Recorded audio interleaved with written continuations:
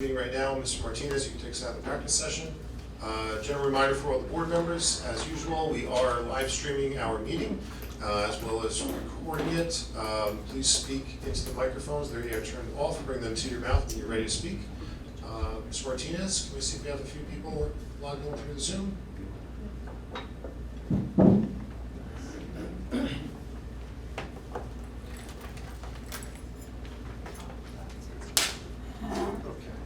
Dr. Morthy, I'm ready to begin whenever you are. Well, thank you.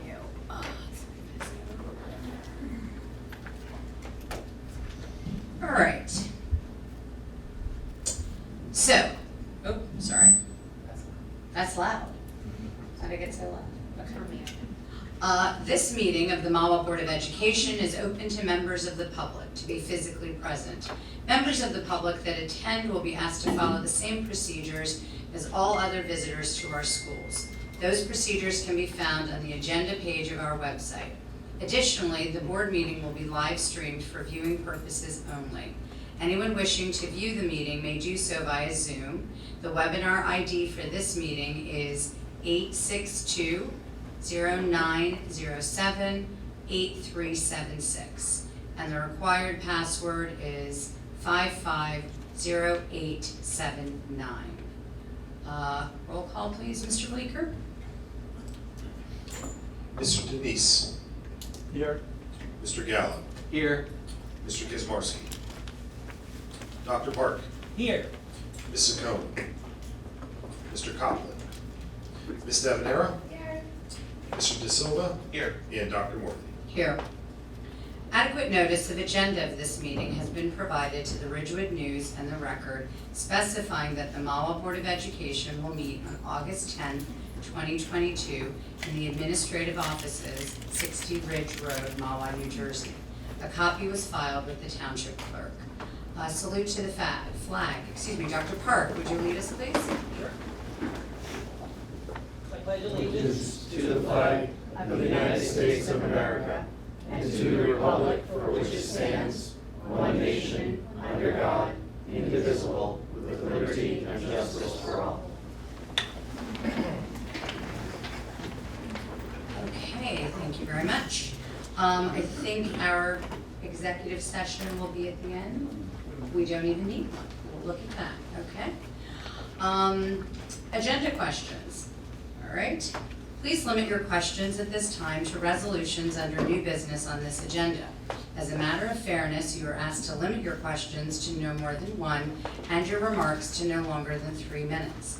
If you are here representing a group, please identify yourself, the group, and your position in the group. If you are here as an individual, please give us your name and address. This section of public participation will be limited to 15 minutes. Please specify the resolution you are referring to in your question. I need a motion to open the meeting to the public. Mr. De Silva, second by Mr. Denise. All right, we are open.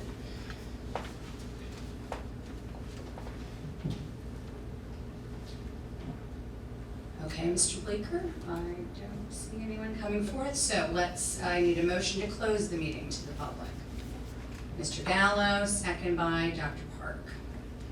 All right, superintendent's report, Dr. DeToro. Yes, there are going to be two things. One quick, exciting news for the board. I sent you an email earlier today.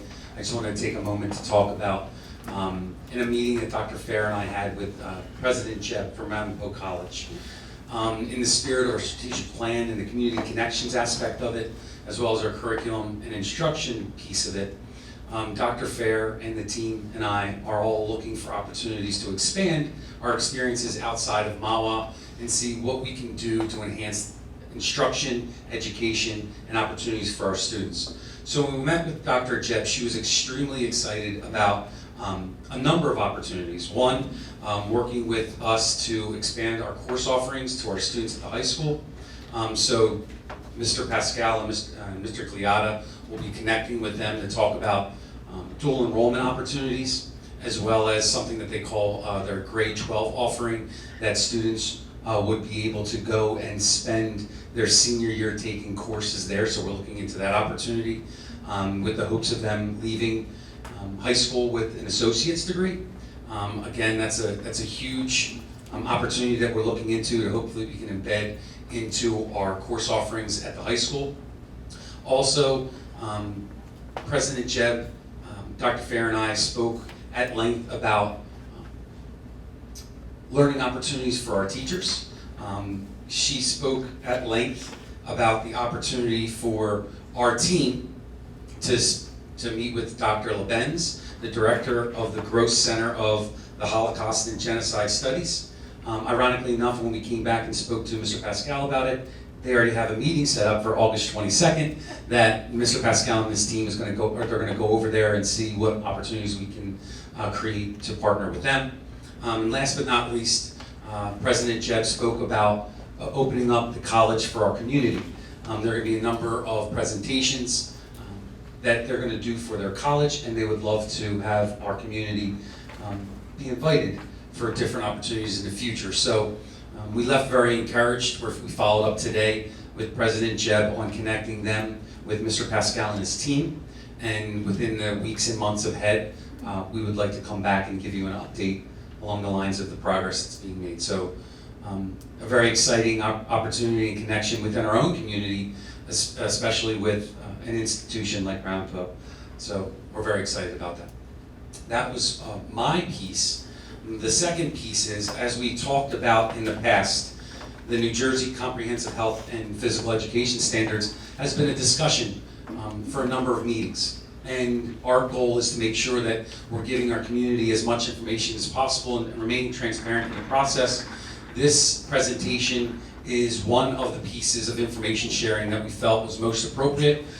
Dr. Ravino and her team of curriculum writers, administrators, and teachers has spent a tremendous amount of time over the past couple months gathering information, understanding the standards, and writing curriculum that they felt was appropriate for our students here in Mahwah. Now, just to give you a frame of reference, this presentation is taking place today, and then there's going to be about 3 weeks until the next meeting, and at that point, the curriculum will be voted upon. So I just wanted to open up that way and then turn the microphone over to Dr. Ravino.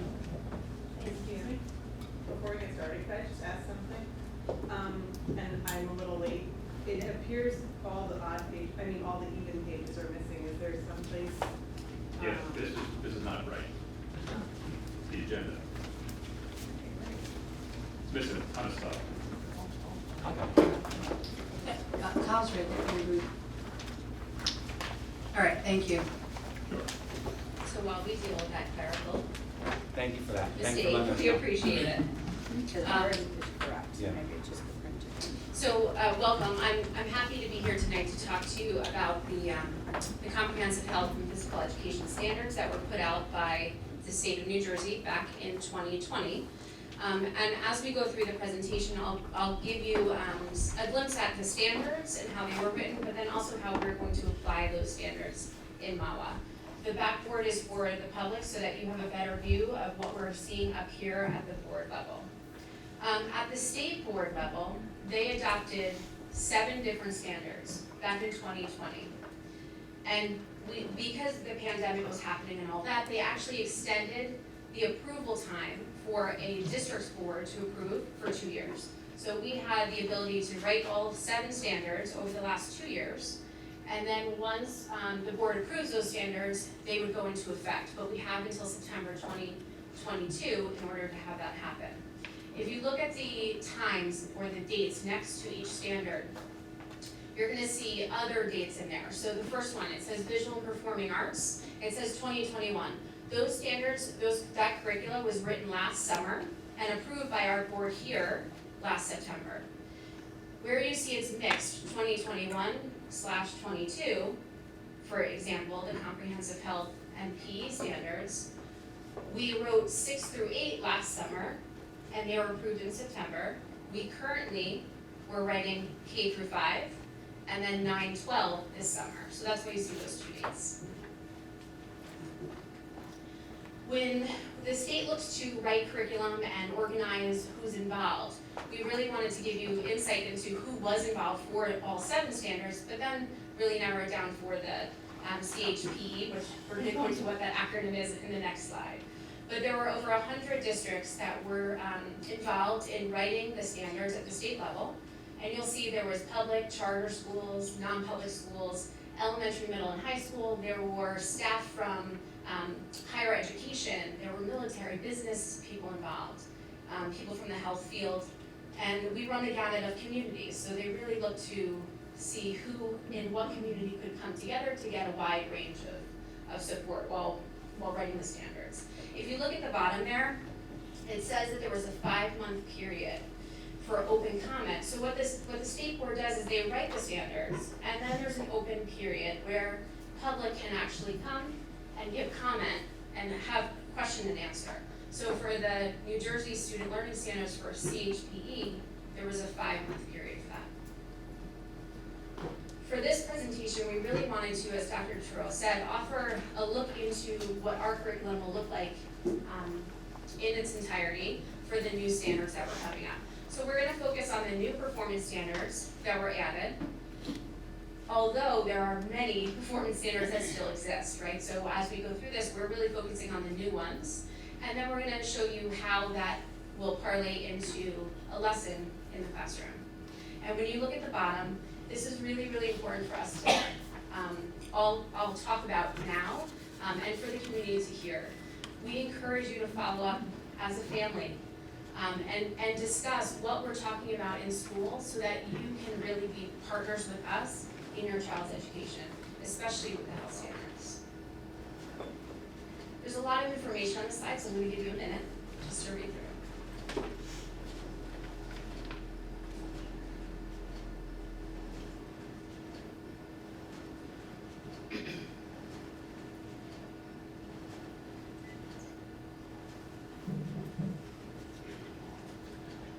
So as you're looking up there, that acronym is pretty long. The state is always known for giving long acronyms. But that stands for New Jersey Student Learning Standards, Comprehensive Health, and PE. So anytime you see CHP, that's what it stands for. These are the state's documented mission and vision. So their mission, when you look through it, they're really looking to build a student's knowledge and skills so that they can pursue a health and wellness life. And they're really looking, if you look on the right side, the vision statements are what the child would come out with once they leave a K-12 experience. So their understanding of mental health awareness or having a lifestyle that's physically active, understanding where they can get resources and how to access them, the influence that media or peers play on their decision making, understanding conflict resolution, looking for ways of advocacy, accepting others, and really being respectful. So those are the core tenets to the CHPE standards. When you look at this specific standard setup, I'm going to describe how it's set up just so that we can understand when we go to the next slide what we're all talking about. So there's a standard title, and we have that in black at the top. You'll see in the middle of the screen, it says 2.1, personal and mental health, 2.2, physical wellness, and 2.3, safety. That's the standard title. Underneath the standard title, there's disciplinary concepts and core ideas, and that really talks about the overall focus. So those would be almost like unit topics. And then under each concept and core idea, you have what are called performance expectations. This is what the student should be able to do or know by the end of the lesson or the unit. Each performance expectation and core idea, they're split into bands. So when we start to talk about a K through 2 band or a 3 through 5 band, is because the performance expectations can be done at any point in kindergarten, first or second grade. But on our next slides, we're actually going to show you where we're putting the performance standard. So it doesn't mean that every grade level gets the same performance expectation. We split them up, so we'll show you how to do that. So how do we go from standards to an actual Mahwah curriculum? For this in particular, I want to really remind everybody what we talked about in a previous board meeting, where we said standards are what are required to be learned, but the curriculum is how we actually teach it. So that's just a reminder of what we're framing. The standard is what is given to us, and then we sit together and say, how do we teach the standard so that it's developmentally appropriate and age appropriate for our kids? I'm going to give you a few minutes just to look through our steps, and then I'll talk to you about it.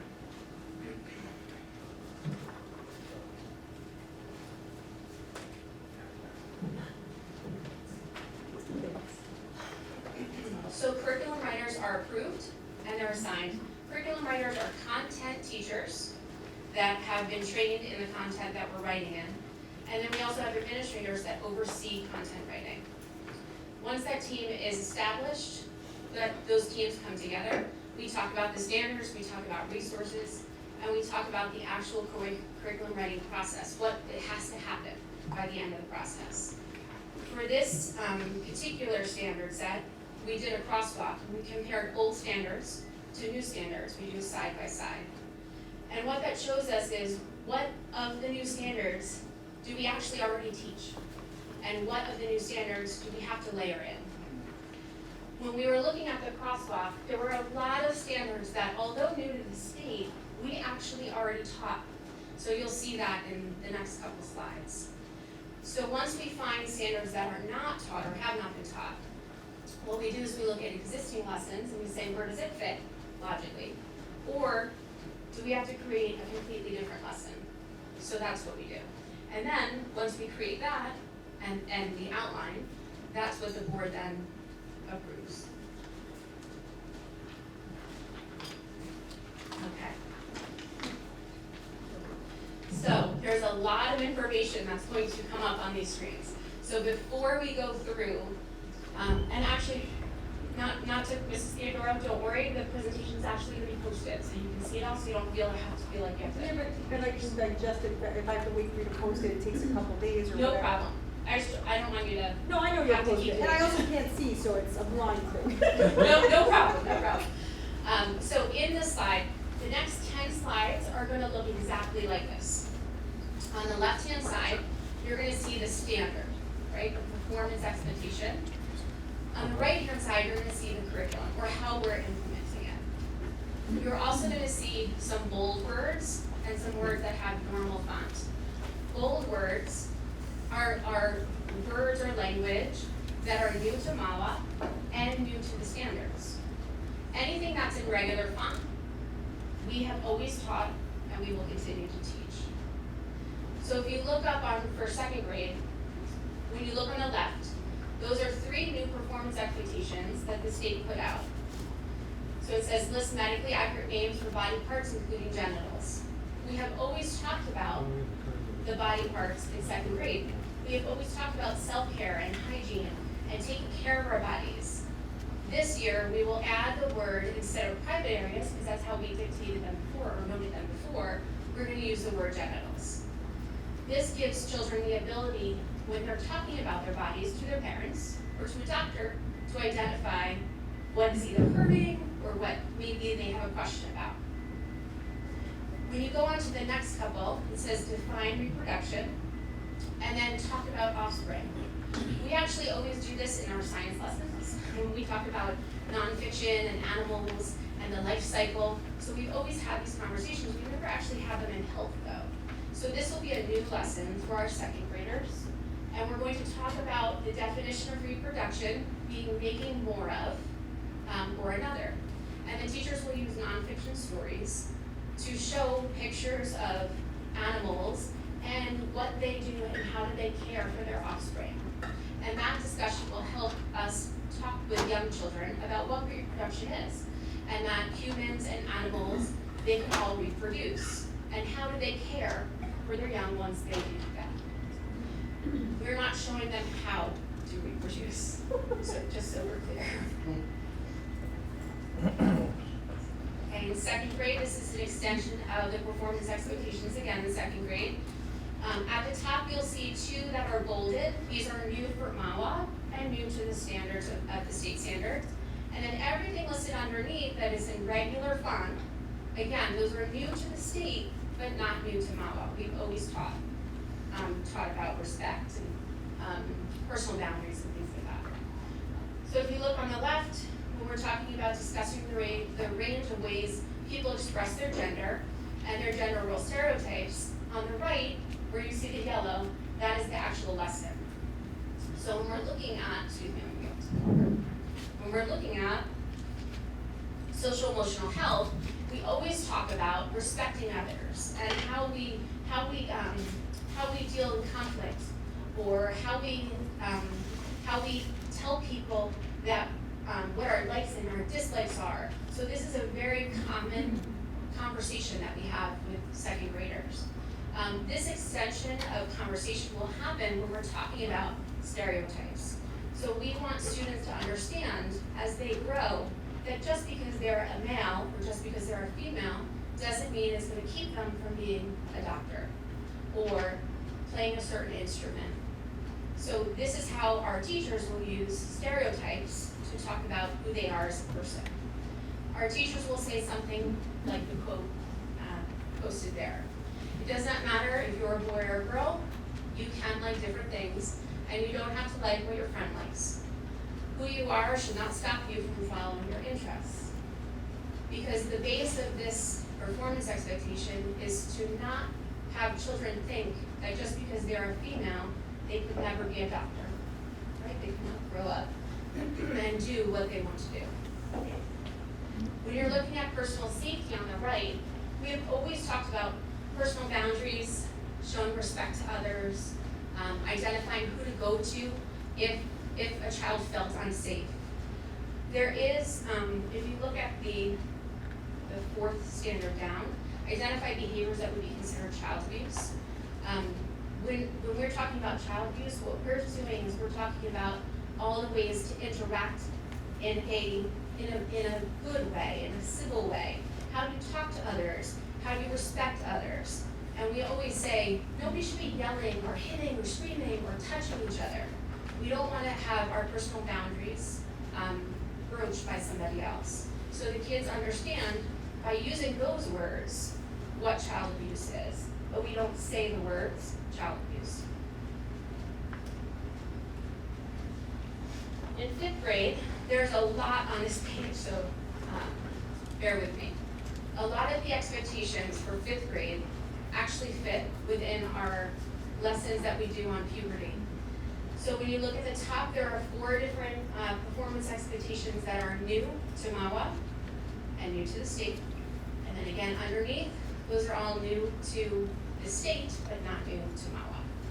So when we talk about, on the left, the range of ways pregnancy can occur, gender role stereotypes again, sexual orientation or gender identity, relationships between sexual intercourse and human reproduction, those are those new ones.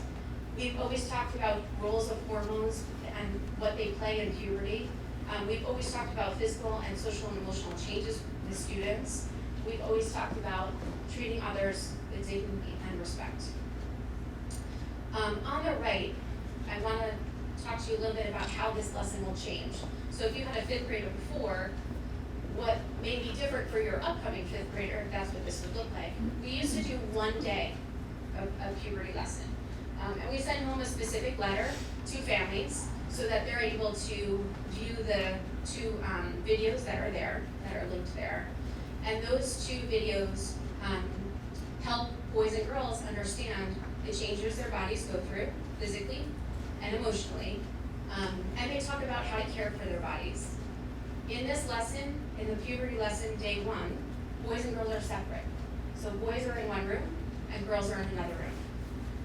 We're going to do a second day of that lesson, so an extension, where girls and boys will be together, and that will be that number 3, when we're talking about relationships, bullying, and health. So when we're looking at the extension of the lesson, we really look at it from the piece of emotionally, you are going through a lot of changes, and you're going to start to feel different ways about yourself and others. So we linked it to relationships and then respecting all. In that lesson, we will talk about understanding you, yourself, and others. And then also talking about an extension of what we talked about with 2nd graders on gender stereotypes.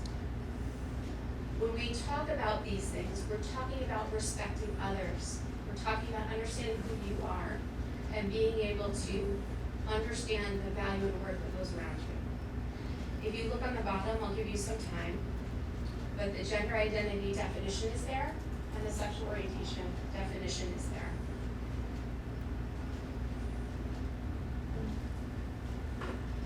Those come from the state, or is that your interpretation based on what came from the state? So you'll see that gender identity, the definition will start to change. So by 8th grade, we provide the state guided definition for gender identity. At this level, we've defined it for a 5th grader, right? So somebody who's in 5th grade, how are they gonna understand what gender identity is? It's really about who they understand themselves to be. And sexual orientation is who you love, who you marry, right? So that's how we've changed the language so that we can take the state definition and make it more for the age level where it's appropriate. Dr. Bugina, can I just interrupt for one quick second? I know that this is just gonna get meatier and meatier, and I think people are gonna have questions from the audience, but if we could keep those questions till the end, I think that would be helpful. Now, I know Dr. Bugina was talking to you directly, Ms. Theodoro, before, so perhaps that suggested we could do that, but let's just keep questions to the end if we could. It was just a simple clarification. I know, I'm just clarifying, thank you.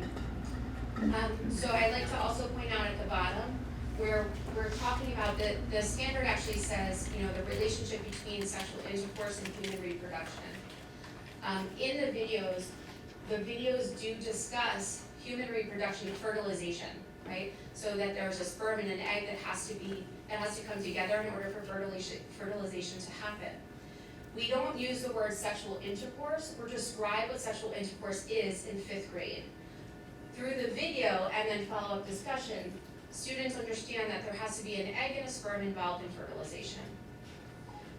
But again, we do not say the word sexual intercourse. One of the standards asked you at the top, or asked us at the top, to list the range of ways that pregnancy can occur.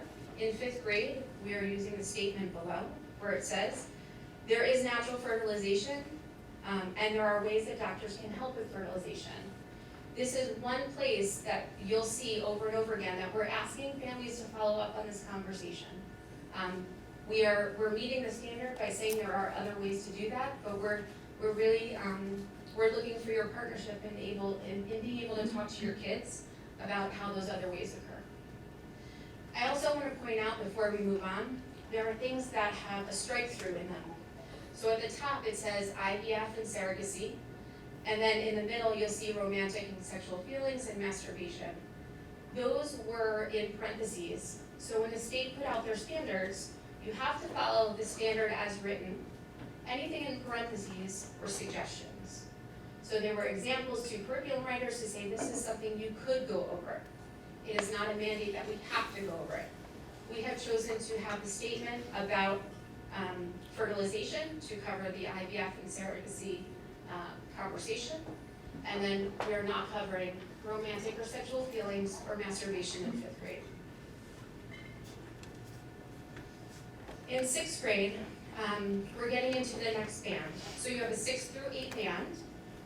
We have pulled these 3 performance expectations out to be put into 6th grade because they actually fit with what we have always done. So the 3 on the left, they're not bold because they are not new to us. They may be new to the state, but not new to us. So we have always talked about communication skills, healthy and unhealthy relationships in 6th grade, and the differences between a friendship or a romantic relationship, which at the time we always called dating, right? Somebody you would date. So we will continue to do that during our health units on social health. We will talk about puberty changes, we will talk about mood swings and sensitivity and changes in friendships, but we will also talk about communicating boundaries, right? How do you say, I just need a minute, right? I just need some time. And navigating peer pressure, this is a larger piece as we get older with older kids, and understanding how to navigate peer pressure. Dr. Bidino, you may want to note for the audience that this 6th grade to the 8th grade is already in place and was delivered to our students last year. Yes, thank you very much, Mr. Gallo. That is correct. So 6th through 8th grade, on these slides, we felt it very important to give you the entire gamut, right, from K through 12. but 6 through 8 has been approved already. In 7th grade, there's a lot of information here, so I'm gonna take some time to go through this. On the left-hand side, you're gonna see words such as consent, or state and federal law, sex trafficking, community resources, harassment, abuse. These are all words that can be somewhat jarring to families, and I completely understand that. And I think it's really important that we look at how we're implementing these words, right, from the expectations in our classrooms.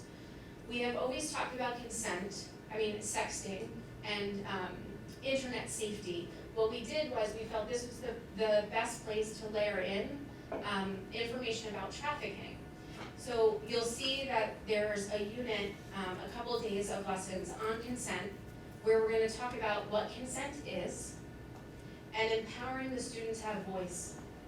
Empowering them to understand when they can walk away from situations, and when they stay.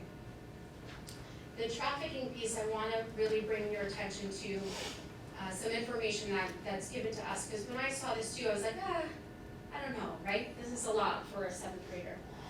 But then I looked into the why. A 12-year-old is the most targeted age group for sex trafficking, and they also are the most victimized age group at age 12, and that is our middle school students. So when we talk about sex trafficking, what we're talking about is really, when we talk about with our 2nd graders, stranger danger, right? You've heard that sound, that statement before. Online, there are strangers. They may pretend to be your friends. They may pretend that they're gonna give you something, or give you a modeling career, or give you a free app, but they are strangers. And these are all ways that traffickers lure in our students. And really, when you look at a lot of these standards, it's just about giving kids information so that they're safe. So when we talk about safe internet use and sexting, we will add in a conversation about there are strangers, and strangers online use many different ways for you to engage with them. So we want you to be aware so that you're safe. When you look down at the green pieces, we're gonna talk about minors accessing healthcare. So the standards look for us to understand what that is for our students. And then eliminating risk of pregnancy and STIs, and then information about STIs. This has actually been a standard for us for a while. It's been a unit or a couple lessons for us at the 7th grade level. We talk about communicable and non-communicable diseases, and we talk about, the students will do a research project where they pick one and then present it to their friends, to the class, so they can learn about how to protect themselves and what to look for. We are going to add to this conversation about the consent for age for healthcare, and then we will also add a statement that if a child needs more information that we can't give them, to please go to their families and to their doctors. If you look at the top before I leave this page, in 7th grade on up, there will be conversations about pregnancy, intercourse, consent, contraceptives. And we want to stress in Mahwah, we always talk to children first about abstinence. So even though the standards are requiring us to talk about contraceptives at a younger level, which we're gonna talk about, it's in 8th grade, we really want the public and the board to understand our first conversation with them is about abstinence. The 8th grade is the top of the band. So when we looked at all the performance expectations that could be included in 6 through 8, a lot of them do fall within our 8th grade units. The first one is on human reproductive systems. We have always taught this lesson. It follows the next step from our 5th grade lesson, when we're talking about puberty and reproduction. We use a Khan Academy video. It's scientifically based and it's very straightforward, where students are learning about the body parts and how fertilization happens. Again, the sperm and the egg need to meet in order for fertilization to happen. At At the next step down, we are talking about differentiation between gender identity, gender expression, and sexual orientation, and providing or promoting a school that has dignity and respect for all. We've actually always covered in 8th grade understanding identity and sexual orientation. We did not go into expression before, and now we do. So when we talk about promoting dignity and respect for all, and when we're talking about identifying who the child is that's sitting in that classroom, we are talking about the identity of that child. So we like to think of it, the identity is what is in their head, what they feel they are, right? Their sexual orientation is, you always do this, we laugh, it's who you love, it's your heart, it's who you love. And your gender expression is what you show others on the outside. We will use the definitions that are listed there, and I'll give you some time to read those.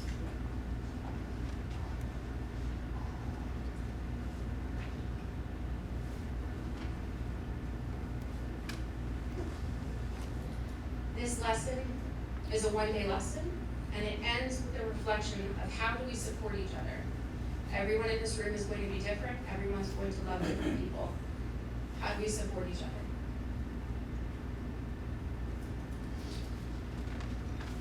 This is pretty toothy, this slide, so I'm going to take you through this as well. A lot of this is bold, if you can see on the left-hand side. It is not new, the conversation is not new to Mahwah, but it is new to Mahwah at this level. So we have always had these conversations about pregnancy or stages of pregnancy, contraception methods, safer sex methods, at our 9th grade and up level. We will now have these conversations in 8th grade. It is the top of the band. It is the last point within the band that we can have these conversations. So that's why they are here. So on the left in yellow, that indicates on the right in yellow what that lesson would look like. The lesson is going to be on contraception and pregnancy. We are going to pull from our STI conversation in 7th grade and remind students about the fertilization process, reducing risk of pregnancy, and STIs. Again, we always start with a conversation about abstinence, and when we're talking about short and long-term contraceptive methods with children, we are going to say that long-term methods of contraception are abstinence, and short-term methods are the use of condoms. We are not showing students how to put a condom on, but we are talking about it as a barrier method. It also reduces the option for transferring of STIs. Students are given the definition of the 3 types of sex, and this is so that students understand that all 3 can transmit disease, STI transmission, and that one method can produce fertilization. In the green, when we're talking on the left, pregnancy options that include parenting, abortion, and adoption. If you see, that standard is actually split in half. So we're going to talk about pregnancy testing and signs of pregnancy when we're talking about contraception and pregnancy. We're going to talk about pregnancy options, including parenting, abortion, and adoption, when we're talking about the financial and social implications of pregnancy. So in this new lesson, students will talk about what their lives are right now. What do they love doing socially right now? That might have to change, or might change for someone that became pregnant. And we're going to do a Price is Right game show, if you will, to talk about the prices of baby products and things like that. We're going to talk about students' future goals. What would change if a pregnancy occurred for you? So that the students understand the financial implications of what pregnancy would be. Teachers will highlight that some people choose to keep their babies, some choose adoption and use the safe haven law.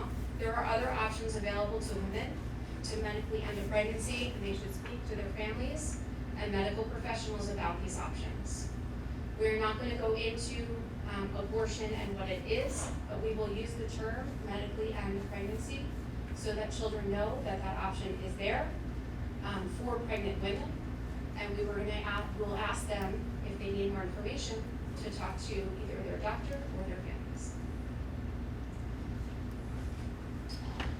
We're gonna move on to ninth grade, which is in 9th through 12th grade band. In 9th grade, a lot of what happens in our high school, you're gonna see are things that we've already always covered. But we really look to see how we could layer in some of the performance expectations that were expected of us.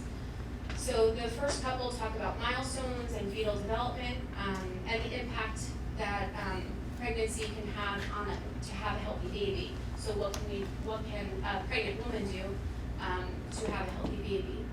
And then we also talk about trusted adults and finding help and support. Underneath in the green, we talk about personal and societal factors that can influence decisions, emotional, social, and physical effects of teen pregnancy, and then also the skills of effective parenting. That's new for us. We never really talked about the effectiveness of parenting skills or what those look like, so we're gonna add them in. On the right-hand side, these are 2 lessons. At the high school level, these take a little longer than a day, okay? At the younger level, at the K through 5 level, these lessons may take a half a period or one class period. Middle school, you'll range anywhere from 1 day to 2 to 3 days. And at the high school, you're gonna have more conversations and more in-depth conversations, so that takes longer. So that will be anywhere from 2 days to a full week on a certain topic. And you'll see the actual language change. So here, you'll see analyze versus define, right? You'll see words like that. So students in their reproductive system and pregnancy conversations will talk about pregnancy, the cost of teen pregnancies or the cost of pregnancies alone, and then the stages of pregnancy will be added, and they'll also talk about what mothers can do to that affect healthy babies, so such as proper nutrition and regular prenatal care. On the parenting lessons, we're going to talk about teen pregnancy again, the benefits of abstinence, but then we're also going to talk about what positive strategies effective parents employ.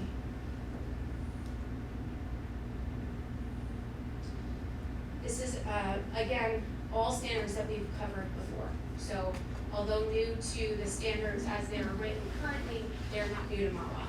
We have always talked about the advantages and disadvantages of contraceptive methods as a disease prevention method. We've always talked about reducing risk of STIs, and we've always provided medically accurate sources of information. So at the 9th grade level, we go more into contraceptives than we did at the 8th grade level. We talk about hormonal and barrier methods. So you'll see information there about the pill, male and female condoms, the patch, the IUD. Students also talk about STIs, signs and symptoms, and then also if for any reason they would need help outside of their family members or their teachers, we do give them resources within Bergen County that they can go to. Okay, and this again, you'll see the only new piece is that top one. So when we're talking about traffickers and exploiting our youth, everything else on this screen are things that we've talked about before. So we talk about social media safety, we talk about the influences of peers and social media and family on expressing one's gender, sexual orientation, and identity. And we always talk about and have programs that promote dignity and worth and value for the individual. On the right-hand side, when we're talking about sex trafficking, we layered this into our cyberbullying, sex trafficking, and sexting lessons, again, similar to our middle school. So while we're talking about internet safety, this is a great opportunity for us to talk about all the ways our youth can be, as they use, manipulated into thinking that they're talking to a friend. We have a sexuality unit that covers conversations on sexuality, talking about sexual orientation, gender identity, and expression. We really talk about, at this level too, again, when we're talking about things, we're saying analyze, discuss. It takes a longer time to go through with students. Students are given the opportunity to really explore and understand the differences that homosexuals and heterosexuals face in life, and they get to talk about that. And this is the last slide that has to do with standards. So in 11th and 12th grade, at the high school, our 11th and 12th graders are in the same health class. So when you see 11th/12, it's because students can have mixed grade levels within the same health class. And what we do is we do a 2-year rotation. So year A and year B, you'll have year A, all 11th and 12th graders get this year, let's say. Next year they would get year B, okay? So this is going to be added to our relationship unit when we're talking about the human sexual response cycle, and then consent laws. We're talking about violence in this unit. We're talking about respecting boundaries, types of abuse, and personal and societal factors that keep someone from leaving a relationship of abuse. All of these have been covered prior in our 11th and 12th grade units. The only added piece was the human sexual response cycle. And we felt that while we're talking about consent and boundaries, students get to talk about red flag relationships, they get to role play, and they get to understand what a good relationship is, a healthy relationship, and what a not so healthy relationship is. And then with the human sexual response cycle, we're going to relate it to the fact that this could be a factor for not leaving a relationship that you probably should be leaving.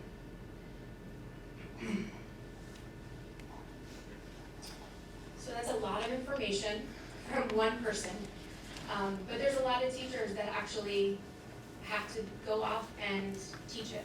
So how do we do that? How do we make sure that what we just talked about happens in the classrooms? So in Mahwah, we have turnkey opportunities where our writers will turnkey to the rest of the group. So even though 1 or 2 teachers at different levels have written curriculum with their administrators, not all of those teachers have sat on the curriculum writing process. So we give them the opportunity in the beginning of the year to talk about what was done. They'll do a crosswalk of the standards, and they'll start to talk about how the curriculum writers have layered in conversations to previously done lessons, or the idea that we need to now create this new lesson together, or here, there is a lesson. So that brings us to that second bullet there. Our teachers will take time to create universal presentations on highly sensitive topics. Normally, we do not do this. In curriculum writing, we have the autonomy with teachers, we give the teachers the autonomy to create their own lessons based off who's sitting in front of them. Because every class can start with the same lesson, but depending on what the children need that are in front of you, you may do something different the next day to differentiate that content. With highly sensitive topics like this, we are going to make sure that we're using the same language and vocabulary, that we talk about the progression so that if we're starting with pregnancy, we're all starting with pregnancy. If we're starting with nutrition, we're all starting with nutrition.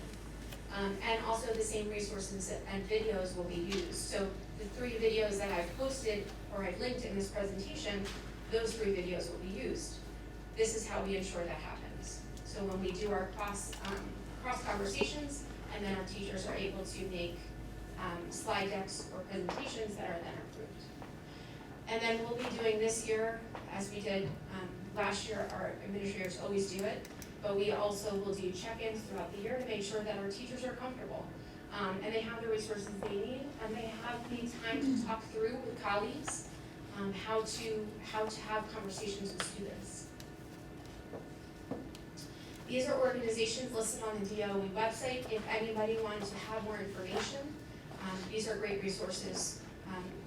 I will say at this point, we have not used a curriculum, we have not bought a curriculum, we did not take a curriculum from anywhere. We use our own resources that are from the CDC or the American Pediatrics Association, and we use those to create our own curriculum. We did not purchase one.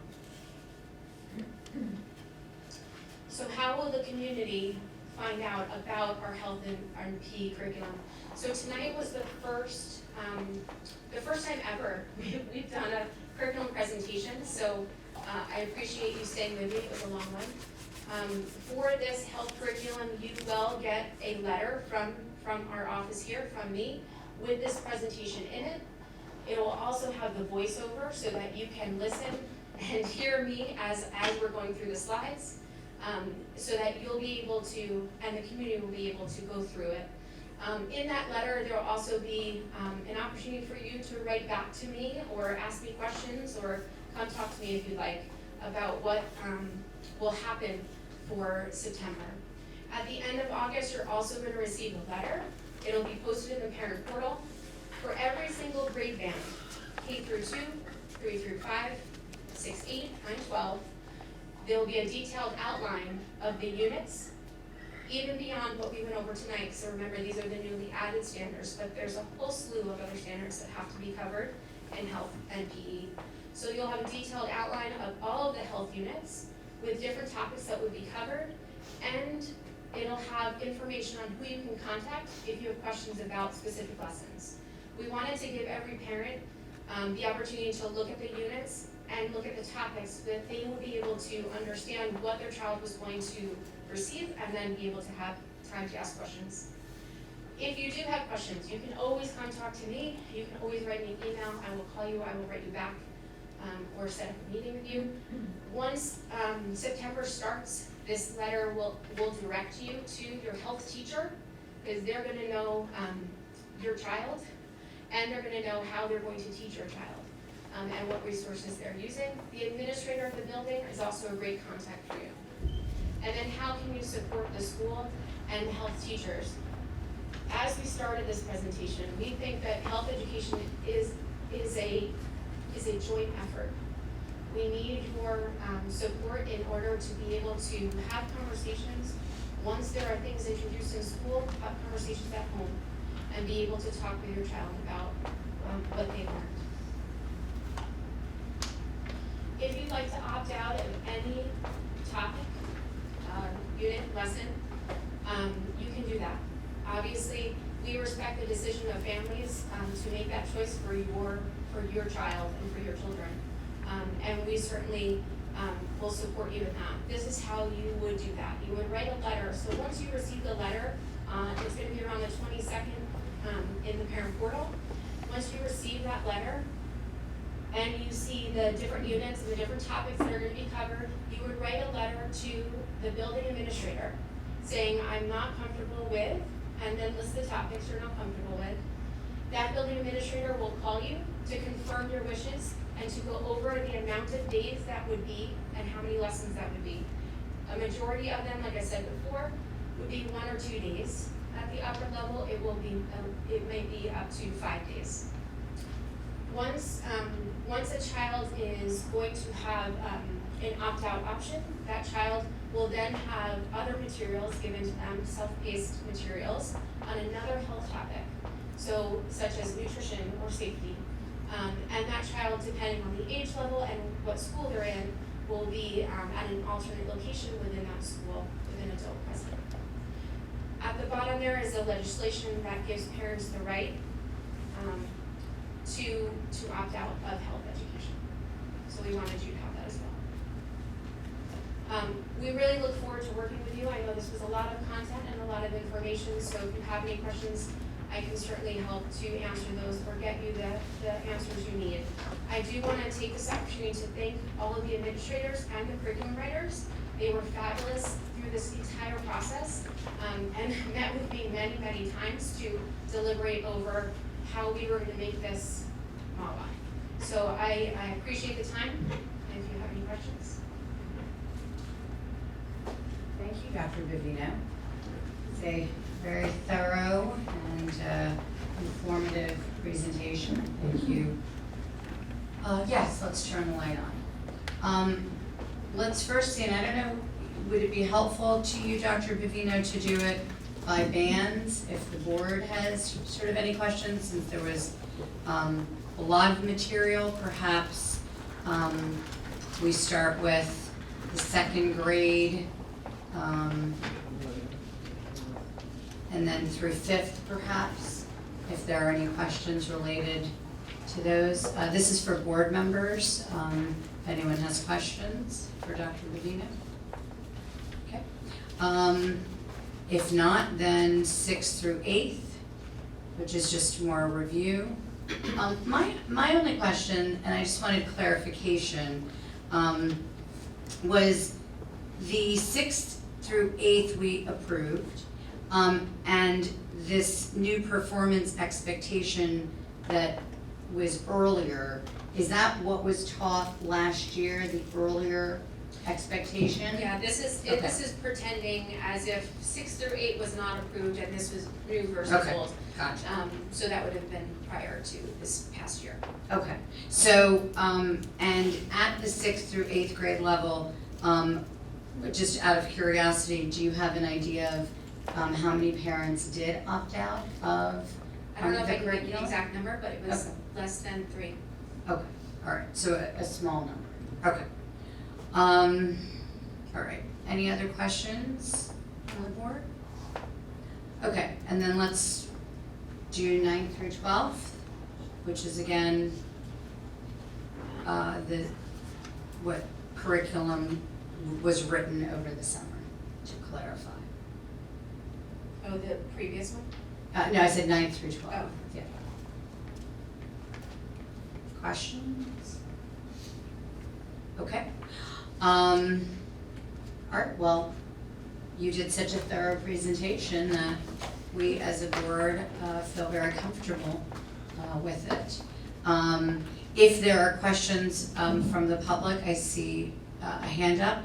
We're gonna save that for public participation, Ms. Theodora. Okay, thank you.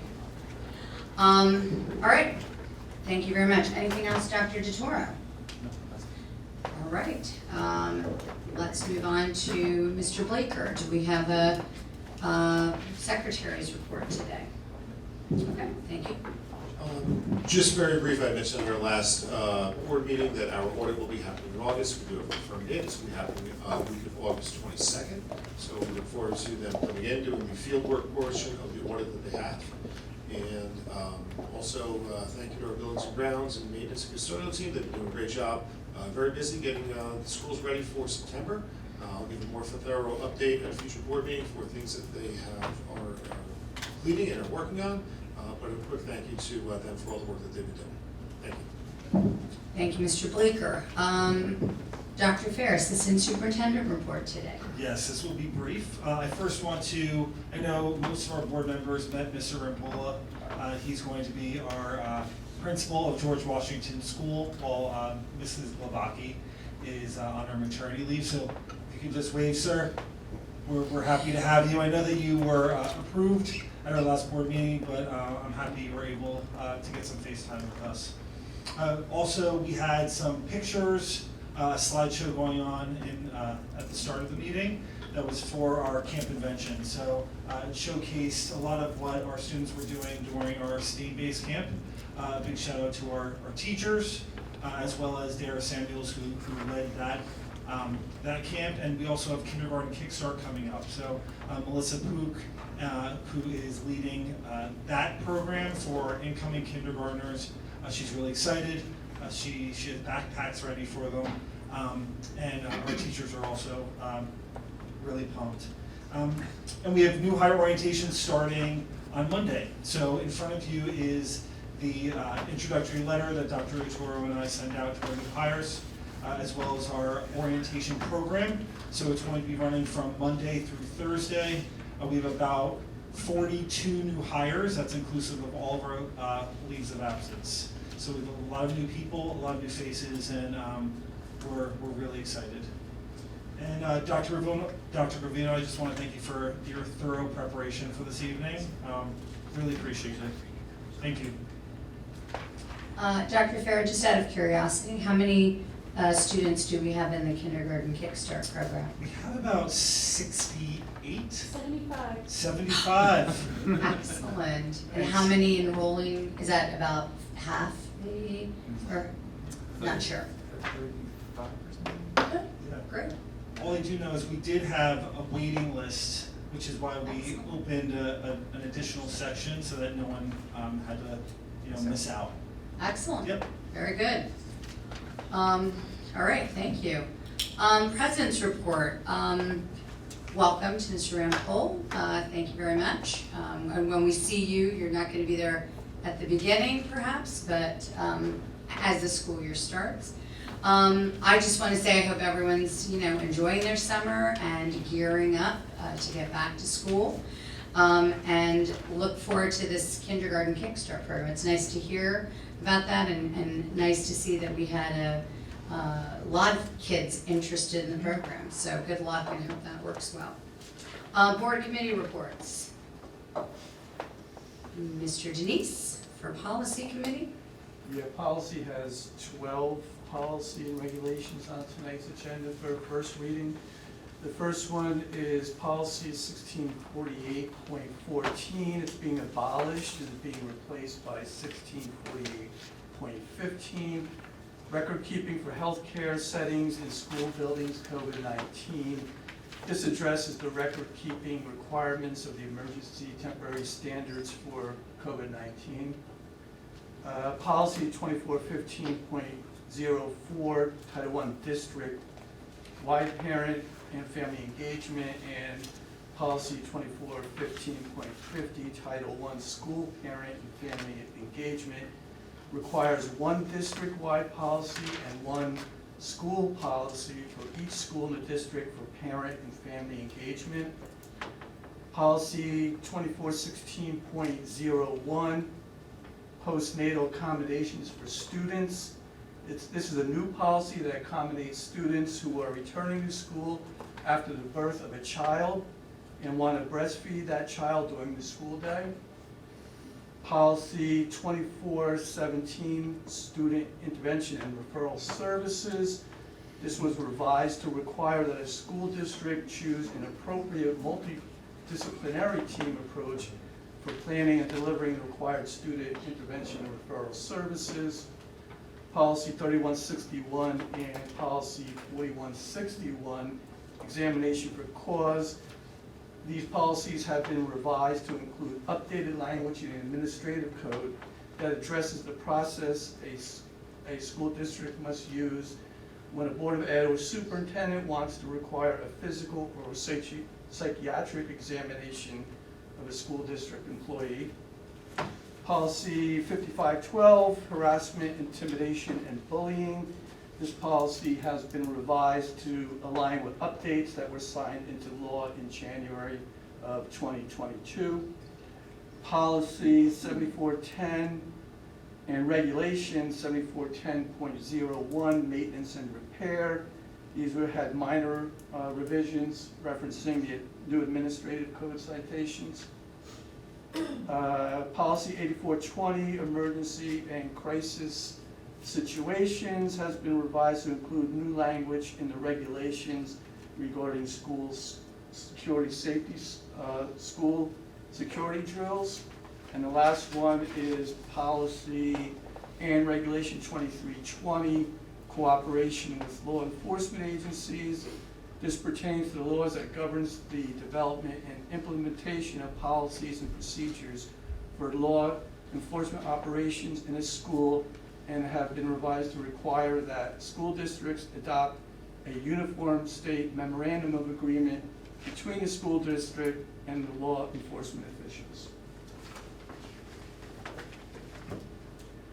Thank you, John. Hello? Hello? Okay, there we go. Sorry. Any other board committee reports? Mr. Gallo? No? Okay. Mr. De Silva? For our executive committee, we Thank have you. 16H, those final 10 bylaws of our review, so that completes our review of all the bylaws of this past year, which is a board goal that we had from our retreat last year. So nothing, mostly just minor language changes, nothing really of any consequence, but it's good to go through that stuff, make sure that it's still relevant on our record. So happy to be done with those. Thank you. Thank you. And on behalf of instruction and curriculum, we did have a special meeting last week, so Dr. Vivino could actually present the comprehensive health and PE standards presentation that you just saw this evening. And as a committee, we were able to also ask questions and so on. And again, it was a very impressive presentation that was very thorough. Dr. Vivino spent, I'm sure, a lot of time with supervisors and with the curriculum writing team. And again, thank you very much for all your efforts in making the information very clear and transparent for all. All right, that's all. Anybody else? All right, do we have any board member remarks? Any additional comments? Okay, let's move on to, oh, sorry, I'm very sorry. Mr. DeSilva, go ahead. Just want to kind of along that same line, thank Dr. Bovino for putting together that presentation. Over the last several meetings, I know this has been a pretty prevalent topic that keeps coming up. And as we keep on saying, you know, the standards are put out by the state. We have no choice but to comply with the standards. But they're vague enough that it leaves us the latitude to put together the curriculum that fits Mahwah. And I think, you know, after watching that video, or the presentation, I think we've done a good job of doing what we're required to do without going down the route that some other districts have. I'm glad to know that, and as you know, we've said this before, that we didn't purchase a curriculum from someplace else. We took the time to do it right and to do it in a way that fits Mahwah. And I think that I'm hopeful that after that presentation, you know, that we have, you know, people in the community are a little more comfortable than what the possibilities could have been. So thank you and your team for, you know, for all the time that you put together, that you spent to put that, you know, the curriculum together and this presentation. Thank you. Thank you, Mr. DeSilva. All right, let's go to new business. Oh, I'm sorry, we don't have minutes. Okay, very good, new business. We can go from A to Y on new business. Mr. Gallo, and need a second. Dr. Park. I just want to highlight P, 16P, Eagle Scout Project. It's always very encouraging when we have our Boy Scouts and who help around with projects and Eagle Scout projects in particular. So we thank them for their work with the schools. Mr. Blaker.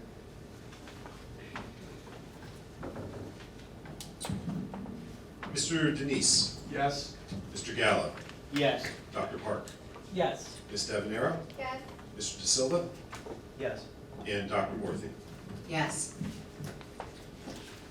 All right, new business.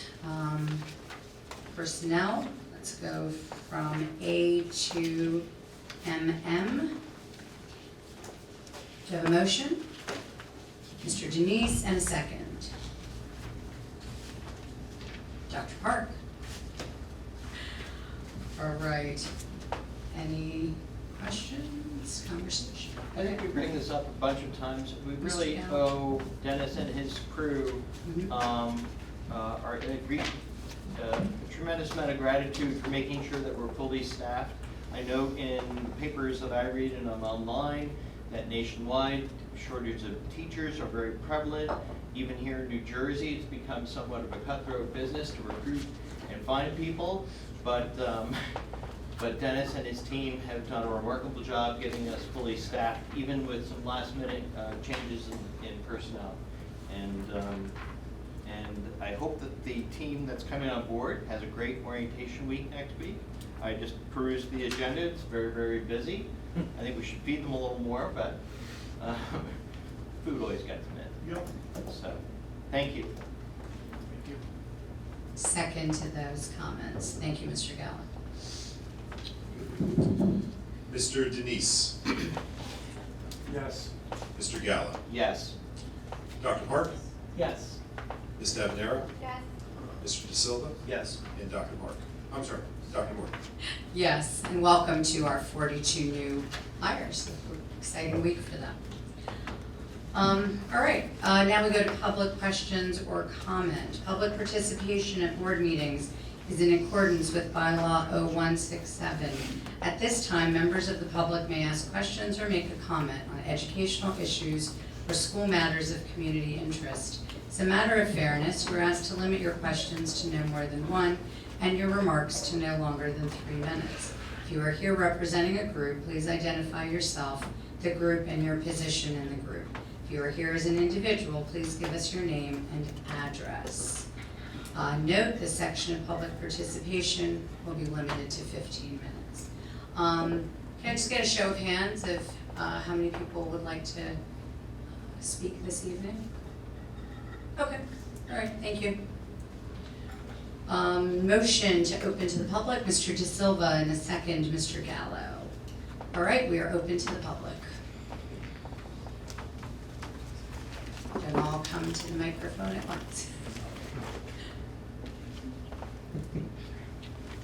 Good evening, Bob Lockwood, 10 Homespun Court. Dr. Lupino, thank you. That was very comprehensive. I really have one question. You said that this material will be presented to the community, so I'd just like definition of what that is. You're not sending it to all 26,000 citizens. I would imagine you're probably sending it to the parents of students. So my question is, if you don't have parents in the district, if you don't have children in the district going to school, how may you get a copy of this presentation? Thank you for that question. So yes, we will be sending that follow-up email that contains the presentation and then information to, if they have any questions or comments. We also have this video of the meeting on our Board of Education website. So anyone can access it through the YouTube channel that we posted on our Board of Education website. And usually that turns within 1 or 2 days. So it's my hope by either Friday, no later than Monday, the board presentation will be posted on the website. And the PowerPoint, the presentation, Yes, so we can read. yes. Thank you. Thank you, Mr. Lockwood.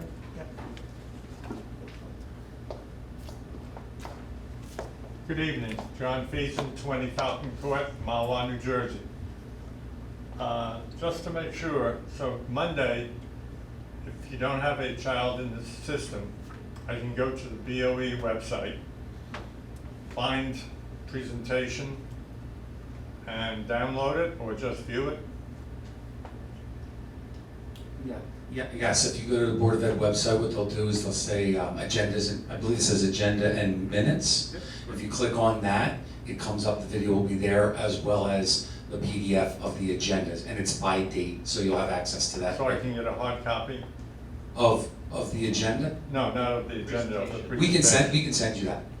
Yes, I would love to have a Absolutely. hard copy of the great job Linda did. Absolutely. And I know Dr. Vino has your contact information, so we can make sure we send it to you. Yeah, because I have 26,000 people in Mahwah, and I have a copying machine. Send it out to everybody. Now, when I was in business, I was involved in forecasting, so I have to forecast out. We have this presentation tonight, then what happens next? And next and next. So over the next 3 weeks, Dr. Ravino and her team will be able to answer any and all questions and gather the comments that the community would like to share with her. And then at that point, on August 31st is the next meeting. That's when the board has an opportunity to vote on a list of curricula, this being one of them. So you'll see a large number of curricula that was written over the summer, and then the board will be voting on that at the next meeting. Which will be September 10th or something? I'm sorry, August 31st. August 31st, Yes. so we do that. And then and then what happens after August 31st? So our teachers are coming in September 1st for the first and second. That they'll have start those conversations that Dr. Ravino was talking to you about turnkeying. The curriculum writers will be working with the other teachers on the team to showcase and really educate them on the curriculum. They'll be working together to make sure that they're all consistent and in lockstep of delivering the curriculum, and the curriculum will be deployed throughout the district at different times depending on the schedule of the specific school. So I'm not really sure where each grade level falls along the lines of where it goes in the scope and sequence, but it'll start to be delivered at that point. Okay, and then when do the parents and the community have the opportunity to step up and say anything? Well, within the next 3 weeks, they have an opportunity to, but also even after the curriculum is voted on, wherever that goes, the parents will be supplied a letter in their parent portal, which means that's where they access their schedules. So they'll go onto the parent portal, there'll be a letter there that's gonna detail the grade-specific information for their child. So if I have a 6th grader, I'm gonna get a letter for my 6th through 8th grade band, and I'll get a chance to see all the teachings from 6th through 8th grade. I'll be able to review that. And then there's a point person at each school that the parents can raise questions, talk about their concerns, or say, you know what, after reviewing this information, I'm not comfortable with this. I'm deciding to opt my child out of this learning experience. I need you to put together an alternative learning experience for my child. Okay, thank you very much. No problem. Thank you, Mr. Feason.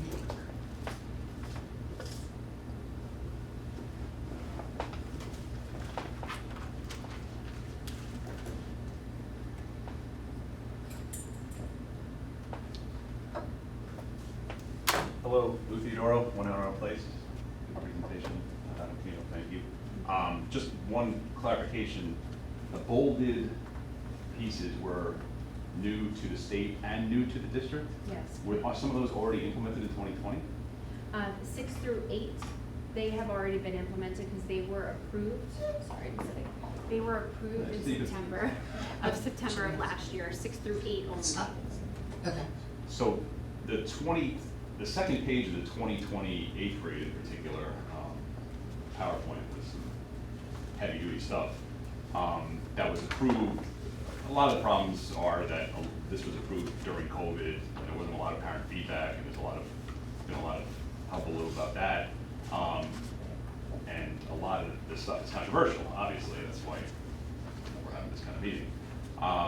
So one thing that other districts that I've seen have done, several other districts have done, has done more of the controversial stuff as a take-home project, and I'm wondering if the district is considering that. Yeah, I know Dr. Bavino received an email from Ms. Theodora specific to that, so thank you for sending that along. Dr. Bavino reached out to the county and started to talk through that process. It's our understanding at this point that for a standard to be delivered, at the very least, it needs to be introduced at the school level. That being said, we're getting further clarification from Shannon Rosario and Nora Peck at the county level to see where that line goes along the lines of compliance or lack thereof, specific to standard delivery. I know a lot of this stuff is dictated to you by the state, a lot, especially bold stuff. But just the Mahwah administration's personal feelings, do you feel that they are because a lot of this stuff was given in the older ages and is being moved back. A lot of the 9 through 12, which I gather was taught in 11 through 12, is now going to 8th grade. Do you think it's age appropriate for the children? You're going to do that to me in front of everybody. Well, Karen, I like your. No, I appreciate the question. You know, as and you're a parent, so you know, of an 8th grader, right? So yeah, and the 6th grader and the 2nd grader, so I'm in all sorts of bands up here. I appreciate the question, and what I can tell you is it's really it's been a journey along the lines of my feelings of the standards, to be quite honest. I think that the way that they're rolled out caused a lot of concerns by a lot of people, and I understand what those concerns are, and I don't feel that the parents are wrong for that. I feel like resources were released looking like these were mandatory, and I think that caused a lot of concern too, and that was very unfortunate that that happened. What I can tell you is reading the standard, and I think Dr. Vino did a wonderful job side-by-siding the standard and how it was implemented. For me, I would be comfortable for my children to be in Mahwah, receiving those standards the way that the curriculum calls for it. Not the way that the standard is written. I think the way that the curriculum lays it out, perfect example, when you talk about in the grade K2 band, that was a big talking point across many states, or specifically this one, that they talked about how are you going to talk to these kids about the different pieces of gender and things like that.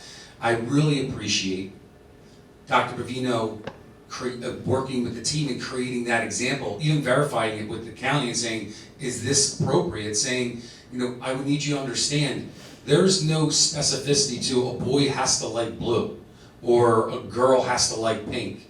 And having those age-appropriate conversations with kids, I think at least, number one, addresses the standard, and number two, gives a student at that age an age-appropriate explanation of, you can like whatever you want to like.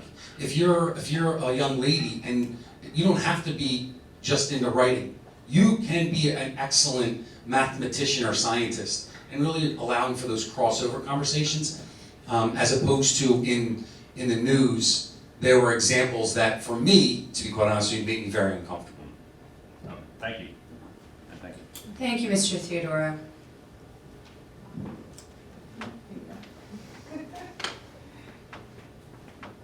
Allison Theodoro, my husband.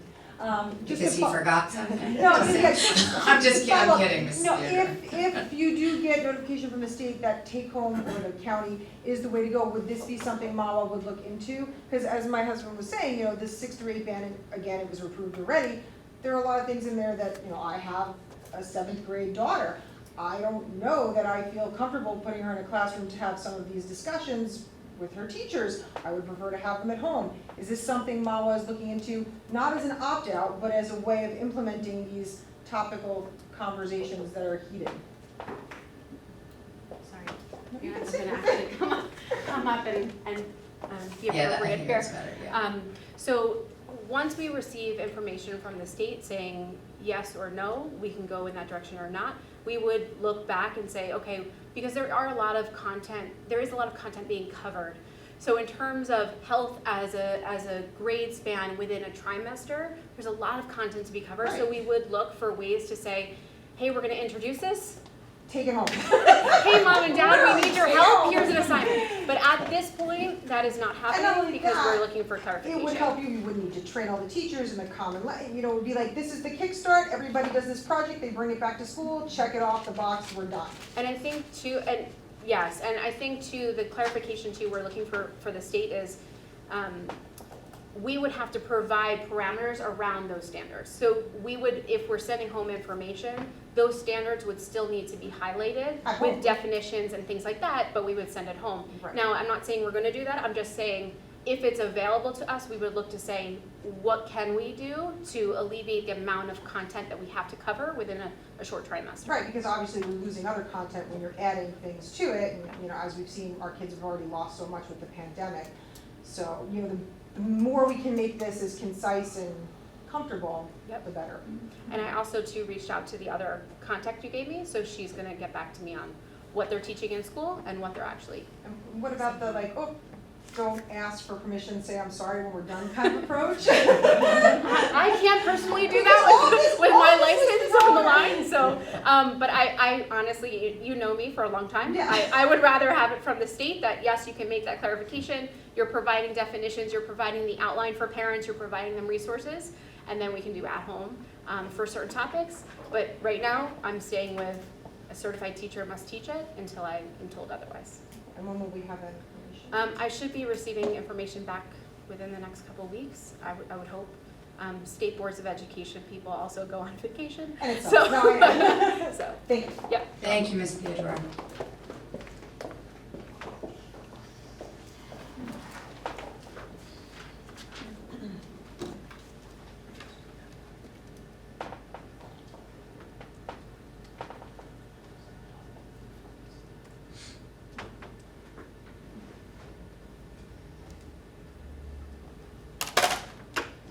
Hi, Danielle Ryan, 22 Riverview Terrace.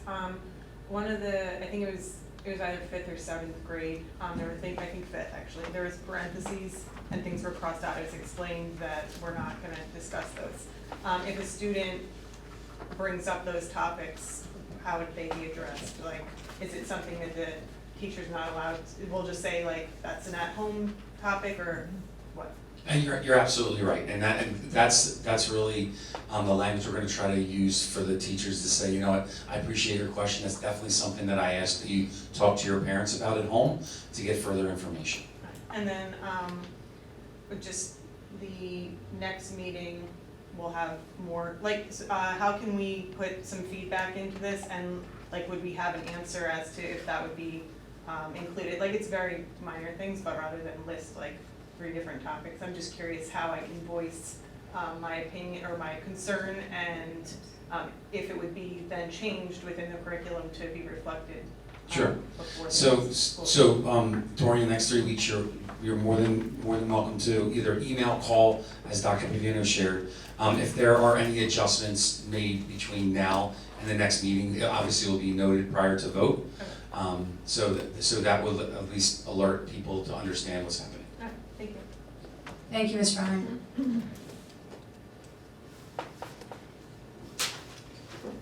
Okay, do I have, If you don't mind. Mr. Epple, please. Do I need to sign in? I think we've established who you are, thank you. Richard Grampola. I just want to thank Dr. DeTuro and Dr. Fair and Ms. Klobaki and the Board of Education for putting their faith and trust in me to lead the team at GW during her maternity leave. I'm excited for this opportunity. A little background on my teaching experience. I was an educator in Verona for 40 years. Very proud that I had that staying power, and I ended my career there at Brookdale Avenue as the principal there. And as I told Dr. DeToro and Dr. Fair at our interview, there were 6 children in that school whose parents I had taught in 5th grade, so that was kind of a humbling experience. But since I retired, I've done an interim position of 15 months actually in Middlesex, and then I was in Fairlawn during the pandemic and last year in Kinnelon. And I'm going to end on a high note. I know this is going to be it for me. This is the high note to end my interim career at Mahwah. And I'm happy to be part of the administrative team and the GW family. So thank you very much. Thank you. Thank you, Mr. Rambola, appreciate that. All right, motion to close to the public. Mr. Gallo, second. Come on, Miss Daviniero, just raise your, Miss Daviniero. Excellent. There's only 6 of you. This was the night to raise your hand. All right. We don't have need for an executive session here, or executive, so I guess we can adjourn from here. So, motion to adjourn the meeting. Mr. Denise, second by Mr. Gallo. We are adjourned at 8:28. Thank you very much.